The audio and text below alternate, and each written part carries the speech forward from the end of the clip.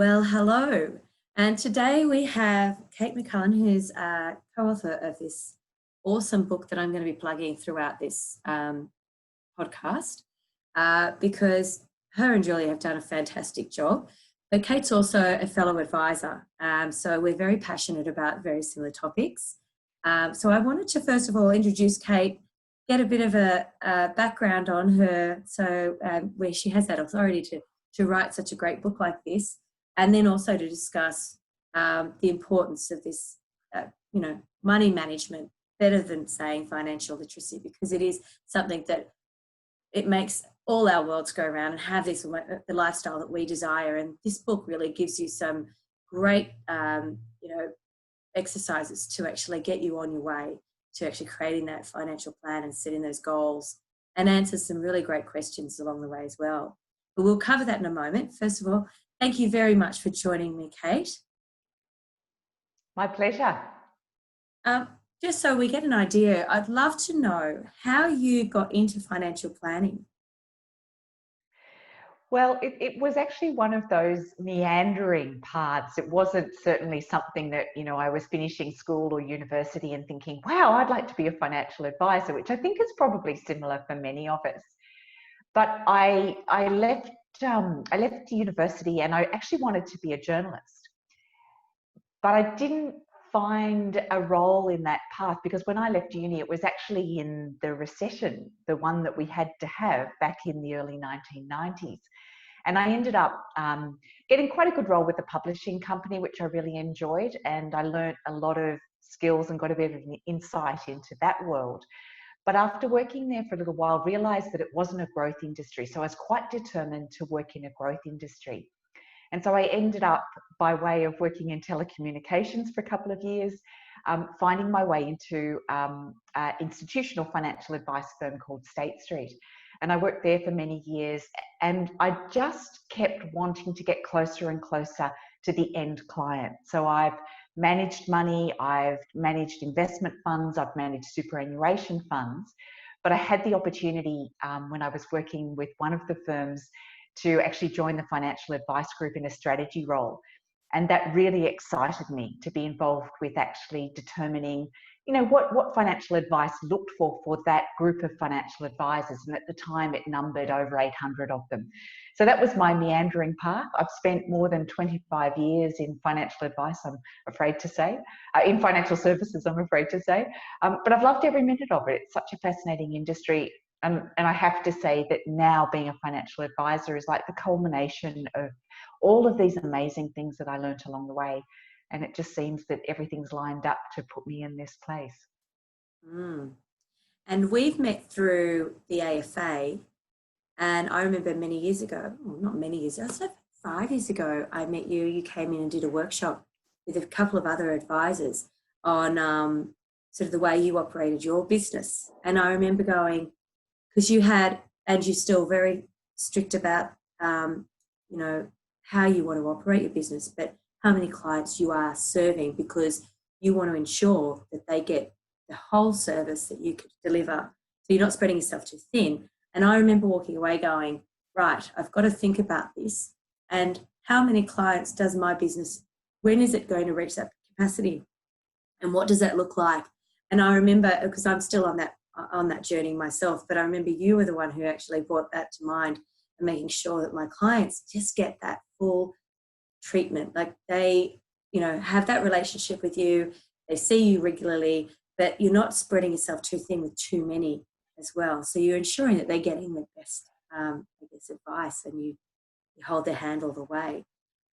So I wanted to thank you for sharing that with me, because that's definitely helped me with building my business.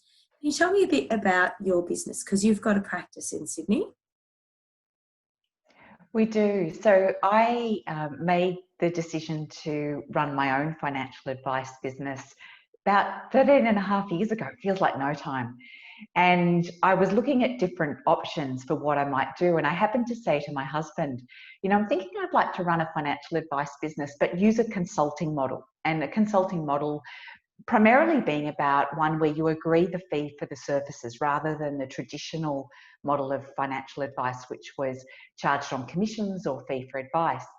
And my husband said to me, well, funny you should say that. I've actually been looking at the same sort of opportunity. So he had been running a consulting business, working with major banks and financial institutions, but not in advice. But both of us were qualified as advisors. And so we sort of said, oh, well, maybe we could do this together. So we decided that we would run a business together. And so that's been our journey. It was very difficult establishing a business on a fee-only basis 13 and a half years ago. Yeah. People just weren't ready for it. So we did research, and a lot of the potential clients that we spoke to said, yes, love the idea of fees, but we were actually a fair bit ahead of the game. And it sounds strange, but we actually established our business in January 2007. And of course, in 2008, by the end of that year, the financial crisis had hit. Now, one might think that that was a disaster for a new financial advice business, but strangely for us, it was actually really good because it put the whole issue of financial advice fees on the front page of the paper. And it actually made people look at what they were really paying and what they were getting for their money. And so even though it's been a challenging journey, you know, starting something that is quite a different model, it's also been exceptionally fulfilling. And for us, probably the turning point was about 6 years ago, so just before we met. And I did a coaching program out of the US, which really assisted me in gaining the confidence to restrict my client numbers, to have a fee-only business, and to also be very selective about the type of clients that I worked with. So to have a specialty. And my specialty was primarily working with professionals. So I work with a lot of lawyers. I have some doctors. I have some investment professionals as well. And primarily working with women. So a lot of my clients are actually females who are independent. So they fly solo. Or they're women-led couples. So it's the woman who's leading the charge in terms of saying, this is what I want. I want to get some financial advice, and my preference is to work with a female financial advisor. That's fantastic. I love, you know, it's really important with anyone who starts business is to be really specific about not only the way they're going to operate their business, but who they're going to be serving. And being a pioneer in our industry to set the fee for service model, which is now basically encouraged to do. With, you know, that's the way forward. And I remember bringing that into my business and that the challenges with that, because, as you said, everyone's been used to commissions through a percentage of funds invested or commissions of insurance as well. But there's so much more that is involved, as this book clearly states, than just those two products. And financial advice isn't actually about products. They're just a tool to get us from A to B. You know, like the car, we need it, but it's not our life. It's not the be all and end all. You know, we've got the roadmap, and basically a book like this gives you that roadmap. So that's a nice little segue for me to actually talk about this book. First of all, what got you and Julia to, join forces and start this project and get this book done? Well, probably like you, Amy, I've had many, many discussions with women about money, and there's a whole range of reactions that you get. But typically, women will tell us that they don't feel so comfortable talking about money. They quite often will step away from engaging in money.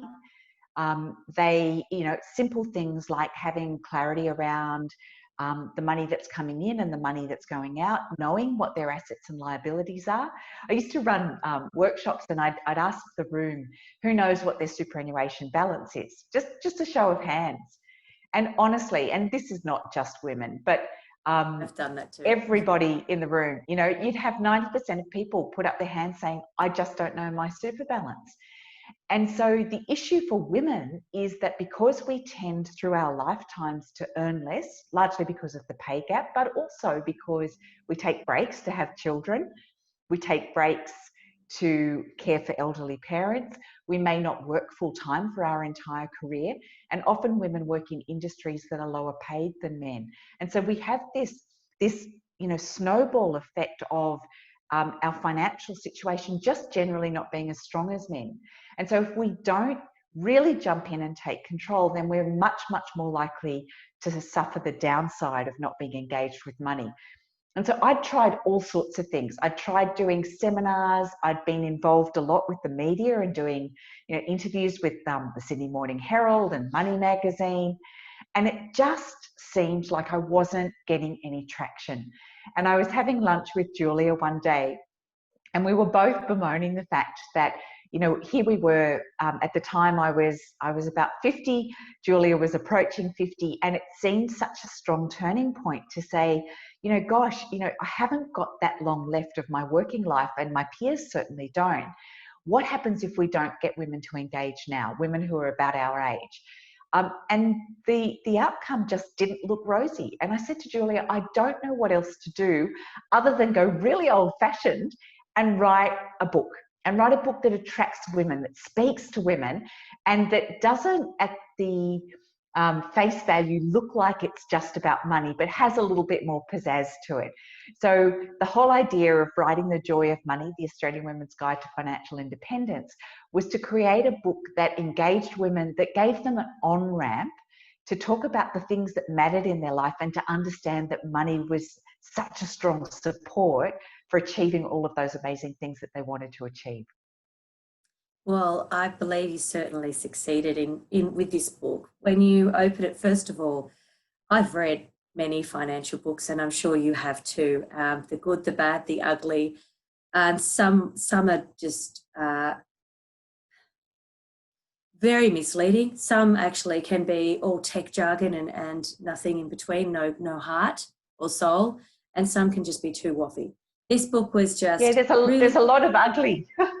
There is a lot of ugly out there.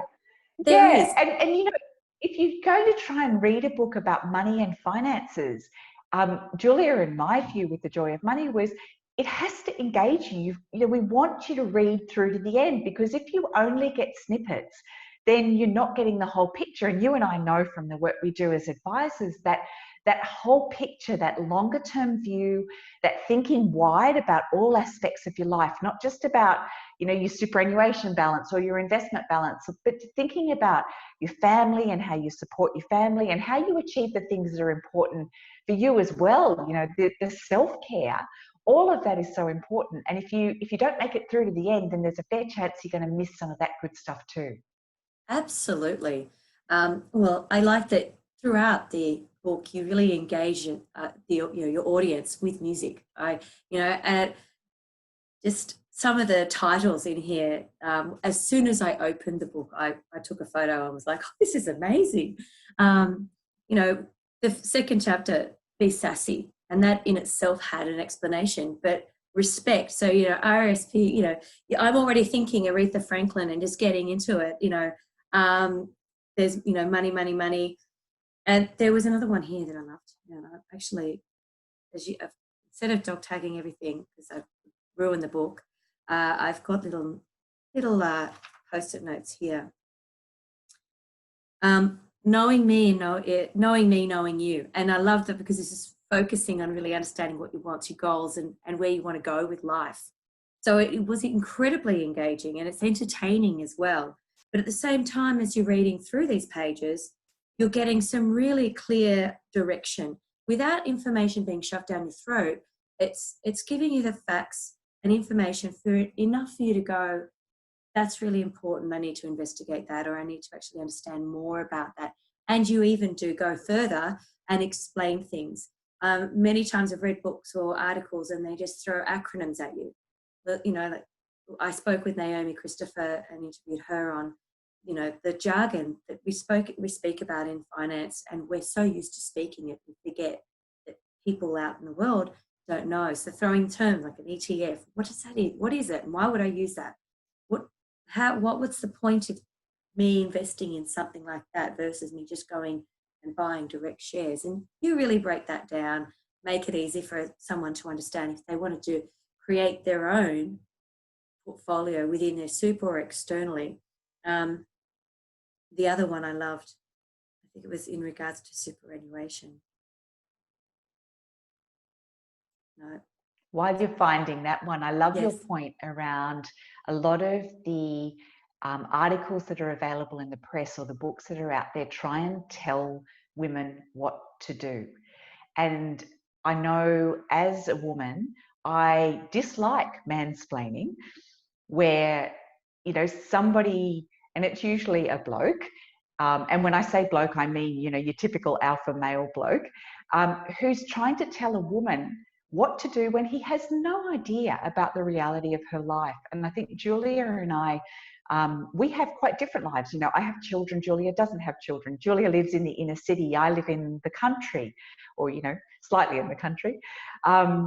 I have a property with animals, and Julia enjoys going out to the theatre. I mean, I enjoy going out to the theatre, but it's just different lives and different paths and different priorities. And we were really conscious to make sure that the message that we wanted to get across was there's many, many ways to do this. There is no one size fits all. This is not about comparing with somebody else. It's not about doing what somebody else tells you you should do because they believe it's the right way. This is about working out what's important for you, what are your priorities, what are your values, and then lining up your strategies and the actions that you take to support those values. And we wanted to give as much room as possible in The Joy of Money for those possibilities. And that's why there's lots of stories in there as well. So I've got some profiles and stories of women who've taken different paths and approached things differently. But it's just the old adage, there's more ways than one to skin a cat. Absolutely. Well, that just takes me to another point that I had put in here in regards to, to buy versus renting. This topic for me is such a sore point sometimes with my clients because they're taking on the values of other people and they're very nervous about getting into the property market. But that's what they feel they have to do. That's what their expectation from potentially family members or, my dad's done this and this is what I have to do. And then, living in Sydney, it's an expensive exercise if you're not clear about it. When you compare other capital cities in Australia, it's quite high cost of living. So I love that you actually really give some real facts around buying versus renting, and there is no right or wrong way. It's the same with throughout this whole book. You're just giving the information. It's very well rounded, and it's very common sense. And it isn't shoving it down someone's throat because it's a guide to say, what is it that I want to do? And that's where the empowerment comes when it comes to us women making these decisions. Because as you said earlier, women are often in charge of the finances at home, have a real clear understanding of exactly what's going in and out. But when it comes to big plan, the bigger picture, or even investing, there's a lot of fear around that. Mostly because we've been told that's what you have to do or that's not right, or not given choices and the freedom to take charge. Yeah, and I think it's interesting, like even just reflecting on the buy versus rent example, and I'm glad you raised that one. But I can honestly say that a lot of the insights in that chapter, as well as in the book, are from lived experience. And I think, again, this is the beauty of not being a financial journalist only, and Julie is a very good financial journalist, but bringing the financial advice elements, and you would see this as well, is that when we've lived something, you have a different response to it. And so a lot of the insights in the book, we wanted to come from lived experience, and not just our own lived experience, but also the lived experience of the women that we interviewed. And we interviewed over 100 women to write the book. But I spent many years renting, and it was just the right decision for me at the time. And now I'm, delighted that I own my own home again. But as you say, it doesn't have to be one or the other. You can make different decisions at different points. And I think that, that reality, rather than it being a theoretical set of, recommendations or ideas or possibilities, is really important. And you've also demonstrated in that you can still be financially secure and, be all streams ahead, even if you rent. A lot of people think that they're going to be behind. But you've demonstrated with numbers and information that that's not always the case. The other one I loved, and you put a great song to this one, was Money for Nothing, and talking about superannuation and really spelling it out. And superannuation to me is that. It is money for nothing. We're making money while we're sleeping, but a lot of people have no idea how it works, or the concept of how it's got its own tax environment, and the beauty of how compound interest works, and that money is making itself money that's going to be something that we can have later on in life. So you really bring a lot of this stuff to light in such a beautiful way. So I have to say thank you for that, because, as I said earlier, there are the good, the bad, the ugly, and this book is a really good read, and something that I want to be able to give to my stepdaughter's 21 in 2 weeks. And, I don't want to be, again, as you said, shove something down her throat and say, this is what you should be doing. She's very good with her money, and she actually works in finance as well as university, like it's her part-time job, is within our industry. So she's got some concept, and her dad and I often talk, so she hears the conversation.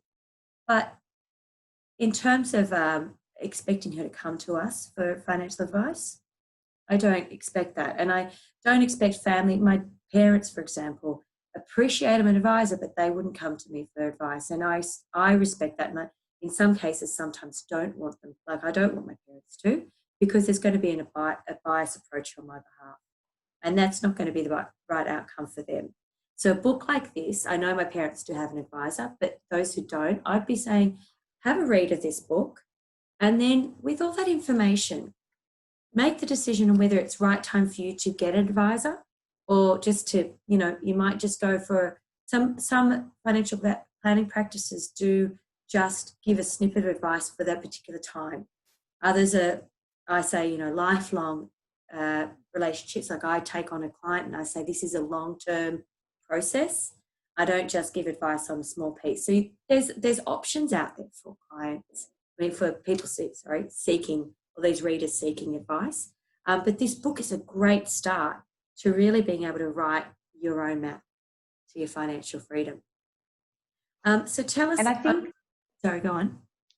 I was going to say, importantly, we also were really cognizant that, just as you say, there's different flavours in terms of the depth to which different financial advisors will go and what they'll cover. The idea with The Joy of Money was also to give a resource to people who do have an advisor. So the idea is that it gives them questions that they can ask. It gives them more information, so that potentially they feel more confident asking questions. And, a little bit like you, I always say to my clients, this is a marriage, not a date. Mm-hmm. And the idea is, it is a long-term relationship. And if you're in a long-term relationship, you should come together as equals. So I do expect my clients to ask me, what I call robust questions. If they want understanding and they want to feel more comfortable, or they want to explore a particular area in more detail, I'm quite happy to have a good in-depth conversation about that. And, in the current environment with COVID-19, we're having a lot of conversations around the way that markets work. We're having conversations around the differences between the different asset classes. And they may not have come up if clients don't feel 100% comfortable asking you, what sometimes could feel like challenging questions. And so a big part of the book is to actually support people with an advisor, equally as people who don't have an advisor, to be able to have enough information to feel confident asking questions. So it's very much designed as a resource for everybody. Absolutely. And you've even got examples of that. You've got little profiles on people, and you state whether they have an advisor or not. And besides, also, there's lots of quotes from women, you've interviewed throughout the book as well. But you're right, a lot of people don't have the confidence. And one thing I do with my clients is I give them let's have a look at a few scenarios, whereas other financial practices will actually go, this is based on the information you've given me, what you should be doing. I don't always see that approach empowering, because if you're kind of going to an advisor, never been to one, without these kind of questions, that they can now go, I've read about that, I want to explore this a bit more, then they're just going to be going, all right, I've been prescribed this process, this approach to my finances, and that's it. And that might not be the answer or the full story for them, and they might not be enjoying that actual process. So absolutely great point that this book is actually also a guide for not only those who are not seeking advice, who already have advice, and how they can talk to their advisor about that too. I'm just going to pause for 1 minute. The baby's just come home and she's a bit distressed. Now, this book has also been forwarded by Julie Bishop. And we met Julie last year, and I was incredibly impressed by just her openness and how she just is so passionate about empowering women and ensuring women are financially okay. And this forward has a lot of statistics around that, with the gender pay gap, the fact that women are retiring far less than men are, and how important it is to actually get this message across, and it's important to her. One thing she admitted to us when we met her, if you recall, was that when she was in Parliament, she'd never sought advice because she thought financial advice was expensive. And I think we were all floored by that comment. Obviously, she changed her tune and admitted that she wished she'd done it sooner. I think throughout, many of us have experienced that from clients. Can you tell me a bit about your experience with Julie and a bit how you approached her and how it came about that she wrote the forward to this book? Well, as you said, we had the very good fortune as members of the Financial Advisors Inspire community, which is a women's community for financial advisors, to arrange to meet with her last year. And as the former deputy leader of the Liberal Party, we were very interested in getting her insight in how could we move the dial for women in our community, because we felt that there were many women who were at risk of being financially distressed. And I was just so blown away by her strategic insights and by her generosity in the time that she spent with us. So we had, I think, over an hour in a meeting with her. And that was a very, very rich discussion. And not only that, she also agreed to take some questions when she was doing her keynote at the conference so that we could actually get some of the issues that we were concerned about raised in front of the broader forum of over 1,500 people who were in that room. So she was very, very impressive. And it was after that meeting that I was walking her back to the conference room. And I just said to her, Julie, I am so impressed with your support for women, and I'm wondering if you would do me a favour. I'm writing a book. It's called The Joy of Money. And before I'd even finished, Amy, she said, oh, could I write the foreword for you?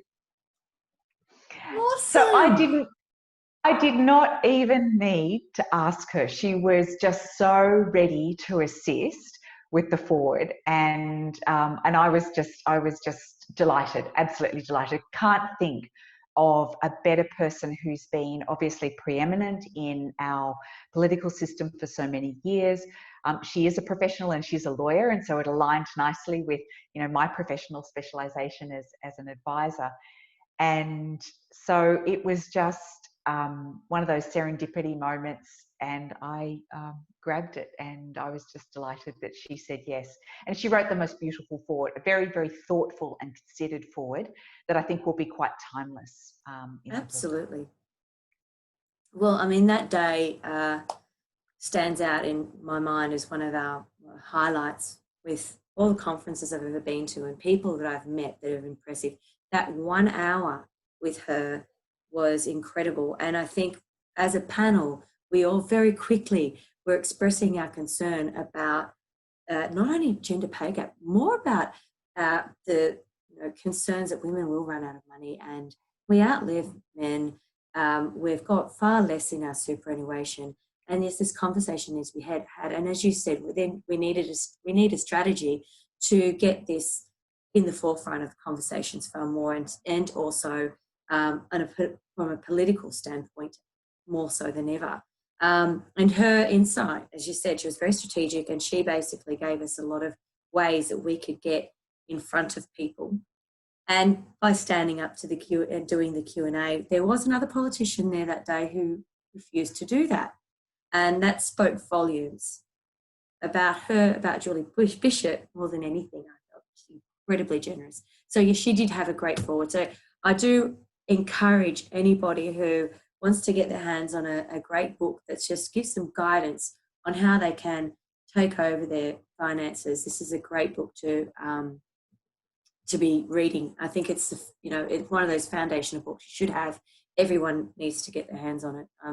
And I'm not saying that because I know you personally, Kate. But I'm being not just biased in terms of knowing you, but biased because I believe so strongly that women need to really take control. And this is an empowering and fun and insightful book that can get you to do that. So thank you for writing that, and thank you to Julia as well. What I would like to do is get you back on, and because otherwise we'd be here for another hour. Honestly, there's so much more that I want to talk about with this book and more questions I have for you. So if it's okay, can I make another appointment and get you back on this podcast to chat more about not only the joy of money, but also just money in general, and some great ideas that we can share in this podcast with this audience? I would be delighted to, Amy. I think the more that we can do to make money real and to make it practical and to give insights that people can do something about. And one of the things in the book that we've got some little quick steps which are designed as money hacks. And I'd love to talk a little bit more about that, because I think in the current environment, that could be something that would be a lot of fun. But anything that we can do to help people feel more joyful about their money and more comfortable about making financial decisions so that they're ultimately better off and can live their dream life, that's what we're all about. Brilliant. Well, let's discuss some of those money hacks in our next podcast. Thank you so much for joining me today. My pleasure. Thanks, Amy.